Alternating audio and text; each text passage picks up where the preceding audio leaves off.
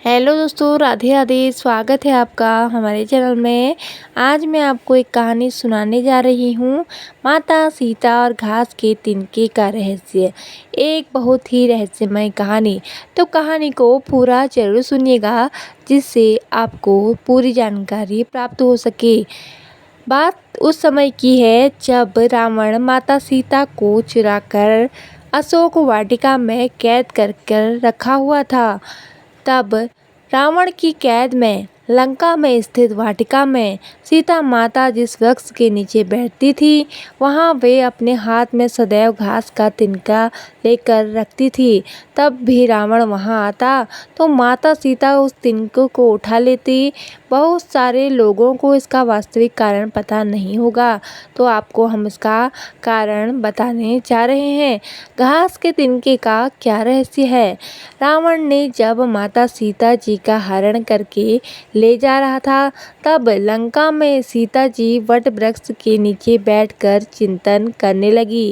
रावण बार बार आकर माँ सीता को धमकाता रहता था, लेकिन माता सीता जी कुछ नहीं बोलती थी। यहाँ तक कि रावण ने श्री राम जी के वेश में आकर भी माता सीता जी को भ्रमित करने की कोशिश की थी, लेकिन फिर भी वह असफल ही रहा था। रावण थक हार कर जब अपने शयन कक्ष में गया तो मंदोदरी ने उससे कहा, आप तो राम जी के वेश में गए थे, फिर क्या हुआ? रावण बोला, जब मैं राम का रूप धरकर गया था तो सीता मुझे नजर ही नहीं आ रही थी। रावण अपनी समस्त ताकत लगा चुका था, लेकिन जिस जगत जननी माँ को आज तक कोई नहीं समझ सका, उन्हें रावण कैसे समझ सकता था। फिर एक बार रावण माता सीता जी के सामने उपस्थित हुआ और कहने लगा, मैं तुमसे सीधे बात करता हूँ, लेकिन तुम कैसी नारी हो कि मेरे आते ही घास को घूर घूर कर देखने लगती हो। क्या घास का तिनका तुम्हें राम से भी ज़्यादा प्यारा है? रावण के इस प्रश्न को सुनकर माता सीता जी बिल्कुल चुप हो गई और उनकी आंखों से आंसुओं की धार बह पड़ी। इसकी सबसे बड़ी वजह थी कि जब श्री राम जी का विवाह माता सीता जी के साथ हुआ, तब सीता जी का बड़े आदर सत्कार के साथ गृह प्रवेश हुआ था। बहुत उत्सव मनाया गया था। प्रथा के अनुसार नववधू विवाह पश्चात जब ससुराल आती है तो उसके हाथ से कुछ मीठा पकवान बनाया जाता है, ताकि जीवन भर घर में मिठास बनी रहे। इसलिए माँ सीता जी ने उस दिन अपने हाथों से घर पर खीर बनाई और समस्त परिवार के लोगों को और राजा दशरथ एवं तीनों रानियों सहित चारों भाइयों और ऋषि संत भी भोजन पर आमंत्रित थे।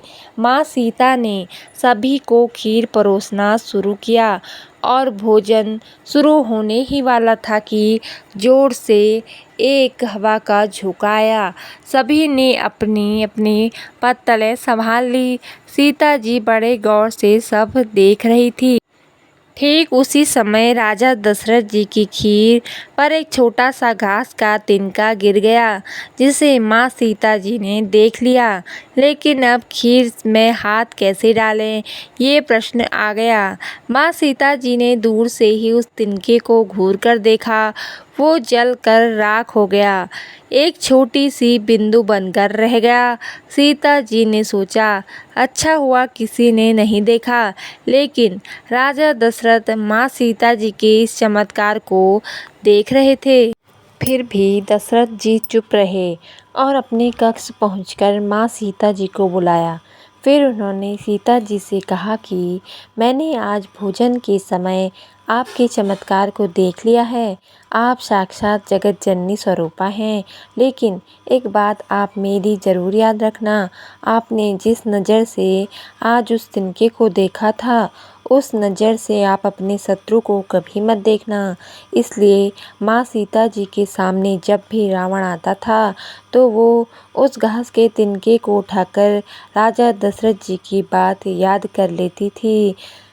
तृण धर ओट कहत वैदेही, सुमिर अवधवति परम स्नेही। यही है उस तिनके का रहस्य। इसलिए माता सीता जी चाहती तो रावण को उस जगह पर ही राख कर सकती थी, लेकिन राजा दशरथ जी को दिए वचन एवं भगवान श्री राम को रावण वध का श्रेय दिलाने हेतु वो शांत रही। ऐसी विशाल हृदया थी हमारी माता सीता। तो दोस्तों, आपको हमारी कहानी कैसी लगी कमेंट करके ज़रूर बताएं, और हमारे चैनल पर नए हैं तो सब्सक्राइब कर दीजिए ऐसी ही आध्यात्मिक और ज्ञानवर्धक कहानियाँ सुनने के लिए। धन्यवाद। जय माता दी।